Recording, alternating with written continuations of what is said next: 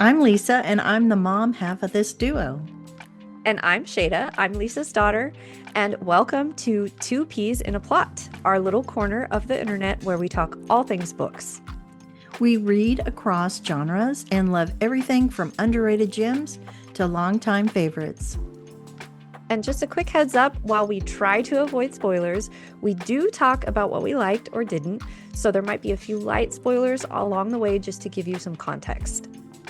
So if you love stories and want to grow your TBR, hit that subscribe button and join the plot. Hello, everyone. Today's book is Verity by Colleen Hoover. This was published in 2021. I think a lot of people have read this or are familiar with the author, but I did want to start out differently. I'm going to question Shada with some big questions. So, my first one for you is imagine this: if you find a creepy, unpublished manuscript in someone's house that reveals disturbing secrets, would you keep reading or nope, out immediately and not read it at all? Oh, And let me tell you, the premise of this book is she's been selected to finish an author's series because the author has had some sort of debilitating accident, and they don't really say what's wrong with her, but just imagine she can't write anymore. So she goes to the husband and the author's house to look at her notes and things to figure out how to complete the book without the author's input because she can't speak. Think of it as being comatose, I guess. But she's at home. So she's able to sit up and eat, but they don't really go into how her accident has affected her. So you're at this house and you find this manuscript. Would you keep reading? well, if it's an author whom I've been selected to finish their series, I would keep reading. But if it starts to kind of blur the lines between fiction and nonfiction, I think Hmm. I'd start to have a lot of questions. Yeah. But the way my brain works as a writer, I can't look away. I gotta keep going. And that's what she did. She felt she needed to understand the writer to help finish the books. So, the next question I have for you: do you think people are capable of writing dark fiction that isn't based on their real lives? Or is there always some truth in what we write? I think, again, this is through the lens of a writer, Hmm. and I tend to write not, I don't know, dark. Dark is a multifaceted thing, so I think it can mean different things to different people. But there's a lot of gore and violence in what I write, and I don't know anything about that in my normal life. Um, yeah, I think I know we've probably talked about this a few times in previous episodes, but I think the really amazing thing about fiction is that you can, as a writer and as a reader, of course, you can explore these very, very dark ideas and facets of humanity in a safe space. So yeah, I absolutely think that you can, as a writer, you can write something dark without it being grounded in reality. But I also think that you add a layer of your truth to that. So you haven't maybe experienced the level of darkness that you're writing about, but you can bring some personal, like the emotion that that's evoking. Even if you haven't experienced the thing itself that you're writing about, you can bring and I think there's also a level of empathy, even if you haven't experienced the emotion that you're trying to evoke at that level. Um, you can put yourself in that situation and imagine and kind of build that feeling with words. So I don't know that I'm a very good case study for the questions that you've prepared because I'm like, yeah, I'd keep reading. Yeah, you can write dark stuff. But yeah, I think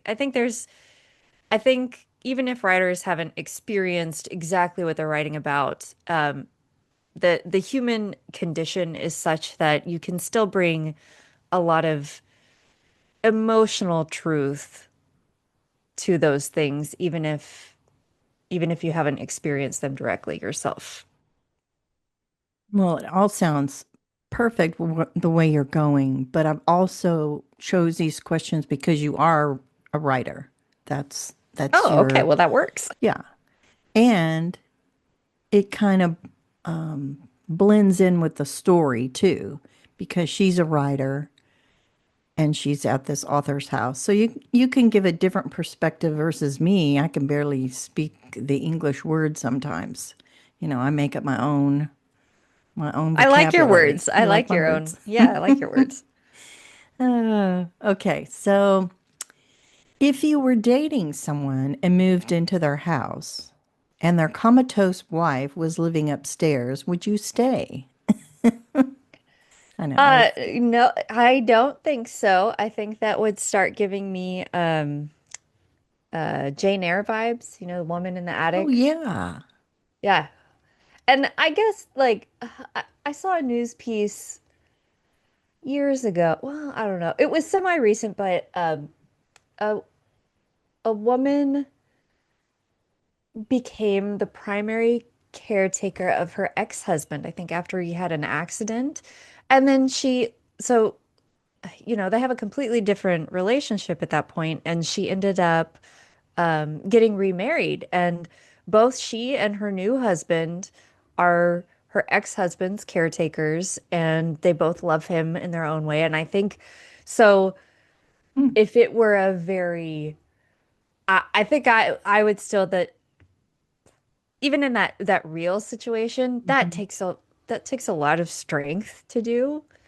But I think if there's transparency, I would be more open to it mhm. to discuss but if it's like, Mr. Rochester just hiding his crazy wife Bertha in the attic, no. I'd be out immediately. It Um, would be weird.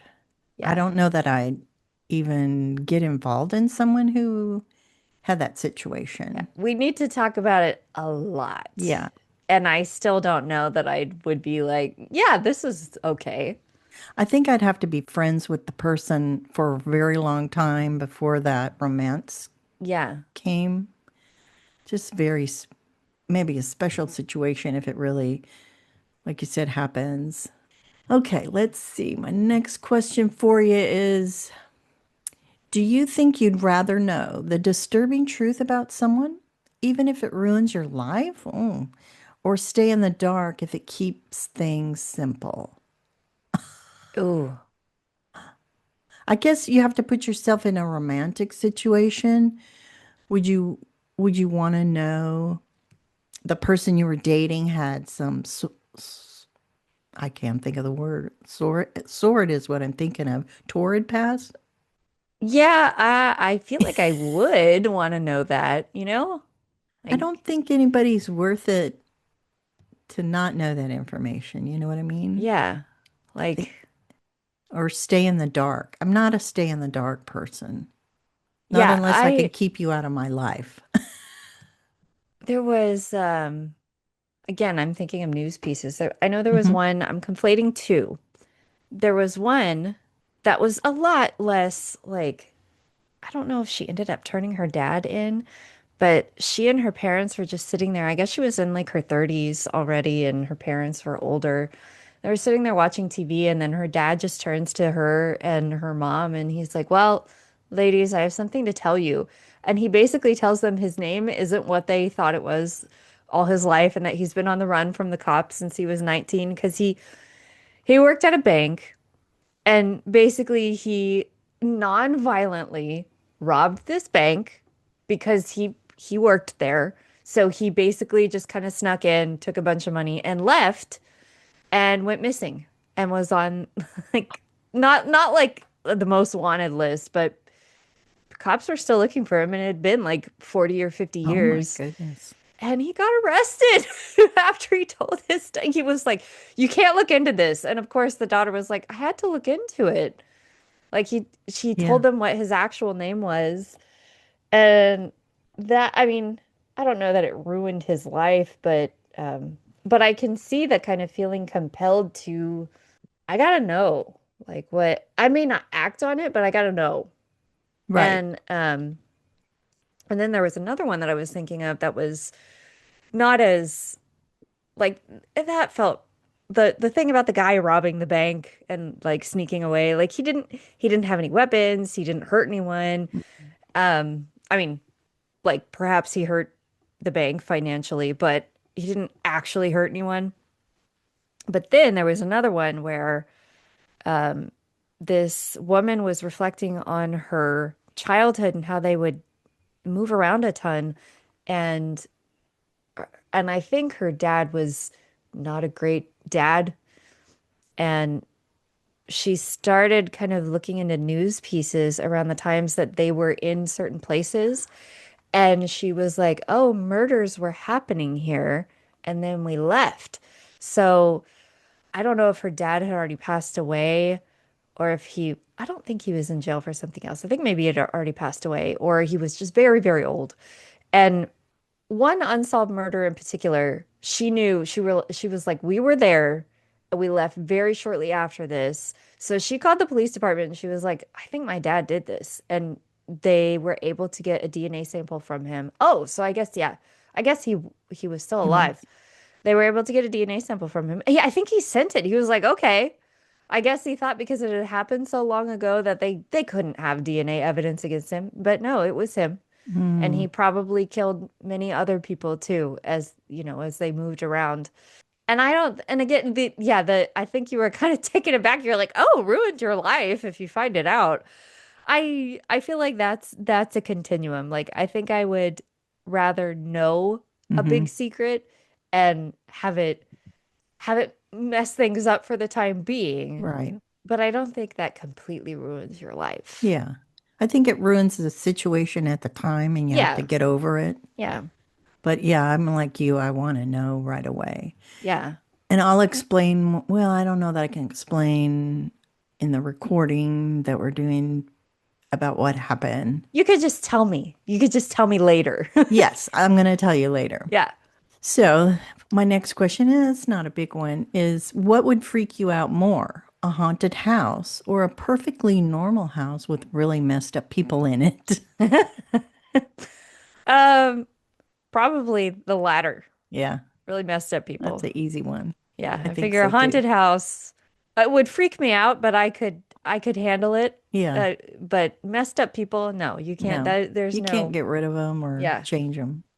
You could change a haunted house, make it brighter or you could better. move. Yeah. Do you think you'd ever fall for someone whose life is surrounded by secrets, or would that be an automatic deal breaker? It's also funny with these particular questions because my partner and I have been together. It'll be it'll be 10 years in February. Wow. So it's Long weird to time. think, yeah. I mean, I know it's not a long, long time, Yeah. but it's a decade. Yeah. That's kind of crazy to me. Um, but yeah, putting myself in that kind of headspace, I think the secrets would bother me. But Hmm. but again, they're secret. So do you know right away that there are secrets and layers? And I guess again, like that guy who apparently had been living under a pseudonym for 50 years. I wonder what his wife thought because it seems like, the woman was sitting with her parents, and I think she was in her 20s or 30s, so presumably they had been together for decades. And I wonder what he told his wife, especially when they got married, like, oh, my family all died tragically, so that's why or in like, oh no, I'm not going to do a DNA test or something because of when you do the ancestry test or Hmm. something. So I wonder I feel like she had probably had to be like, oh, well, he just doesn't want to talk about his past. And I do think that Yeah. would, like, if I didn't realize it was very secretive to begin with, I think I would start realizing, like, this is weird. Hmm. We need to talk about this, or you need to tell me, like, why you don't want to talk about this. And not in oblique kind of, oh, well, like kind of deflective way. Like, I need to know, like, is it really painful and you don't want to talk about it? But we need to, like, for the structure and foundation of our relationship, I need to know these things, even if it's difficult for you to talk about. Like, Right. we don't have to talk about it a lot or forever, but I need to know, you know. I I think think, that's the approach that I would take with it. So it would be a deal breaker. If you're not going to tell me yeah. anything and I start to realize you have tons of secrets, I'm out. hmm I think when you're with someone long enough, that stuff you feel more comfortable talking about, and it has to come up because it's there inside of you. Yeah. You have to get, you have to talk about it once in a while. And I think I mean, in very rare circumstances, like with psychopathy, I can see how a person with psychopathy would just be totally okay hmm locking that away. But a neurotypical and even neurodivergent, aside from psychopathy, most people, you're with someone for so long, that has to come out. Like that's got to weigh on you. hmm And it like again with this guy who's gonna be my like through narrative through this whole episode. I mean, he was just sitting there, and I think it had been weighing on him for decades, so he just told them, like, well, I'm not who you think I am. Like they had no idea he was keeping that secret, but it did weigh on him. He Yeah. was the secret keeper, and he finally just had to tell someone, I guess. My last piece of information before I go into the book just a little bit is that it's basically picturing a struggling writer. You get the offer of a lifetime to finish a best-selling author's book series, and you move into her home to do it. Sounds amazing. Except the author's still there, silent, comatose, and maybe hiding something. And you find a manuscript in her office that is nothing short of disturbing. That is the setup for Verity by Colleen Hoover. It is a romance. She gets involved with the author's husband, but the manuscript deals with the death of her two daughters. I believe they were twins. And the author is talking about how much she doesn't like the girls. She doesn't like the kids. She's wants to get rid of the children before she even has them, but she gives birth and then she has a third child, a boy. But the two girls have died pretty recently when this struggling writer comes to stay in the house. And the boy, everything's just weird. The boy lays on the mom's bed and has his iPad or something, and then she starts to hear things, and she feels like the best-selling author is looking at her at times. She has a caregiver, and I think she was outside of the office with the caregiver, the best-selling author. It's the best way I can explain it because I forget her name. She feels like she's looking at her, and I forget her name too. That's what happens when you get older. Well, when you And read fast too, like when well, I was reading for my graduate mm-hmm. program, oh, I did not remember. I could tell you the basic shape of the plot, but man, I Yeah. didn't remember character names. I'll probably stop right there, but basically weird things start to happen and you it's kind of a twist at the end. I can't tell you the end. That's what I really like to talk about. But the book club, I read this for our my book club, and it wasn't quite what we thought it would be, but we all wanted to know what happened at the end.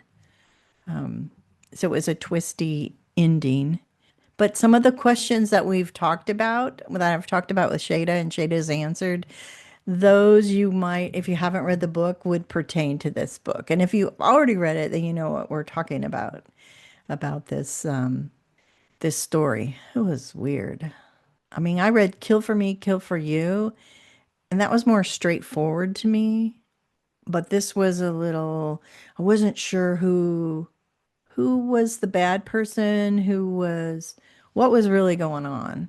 I kind of had my thoughts, but anyway, it was a good read. I didn't like how they talked about the kids and how she didn't like them because she wanted to kill them before they were born. And then she didn't want to have anything to do with them once they were born. And she talked about leaving the kids in the crib with the monitor and letting them cry all day. And then by the time her husband came home, they would be so tired from crying, they'd be quiet, and she'd appear that she was just this wonderful wife and mother. That So kind of that, sounds like postpartum depression too, though, yeah, like to a degree. and it is twins. And I think at the time she started to write once everybody went to sleep. So she would write in at night and she'd sleep during the day while the kids were crying. And then she eventually, when she made her money with the books, they got a nanny, full-time nanny. So luckily they were taken care of well. But it's that part I didn't care for. But I never care for that kind of stuff with kids. But that's all I have. I don't know if you have anything more to add, Shada, on my creepy book. I actually I've never read a Colleen Hoover book. It actually sounds kind of interesting. And I like the questions that you brought. I think this is an interesting way. You did this with the nonfiction No Tears, the Johnson and Johnson investigative book that you Yeah, read, and I really like the way that you bring some questions so we can, especially when it's like it's either really dense material or it's stuff that you don't want to give away, right. but it raises questions. So I think this is fun. This I is a think really we'll. cool way to explore books Hmm. without giving too much away. Yeah, this one you can't really talk about, I feel, without giving what happens at the end, because the ending is what you want to talk about with someone, like in a book club. And we did talk about it and talked about the surprise or not surprises and would you do that kind of thing, which I can't really talk about. But I like the book for that discussion. It was really good for a book club, I believe. It's really good to talk about. I found that part really enjoyable. Well, that's my take on Verity by Colleen Hoover. And we appreciate you hanging out with us. Thanks for being here and talking books with us. And if you love stories and want to grow your TBR, hit that subscribe button and join the plot with us. And we'll see you in the next chapter. Bye, y'all. Bye.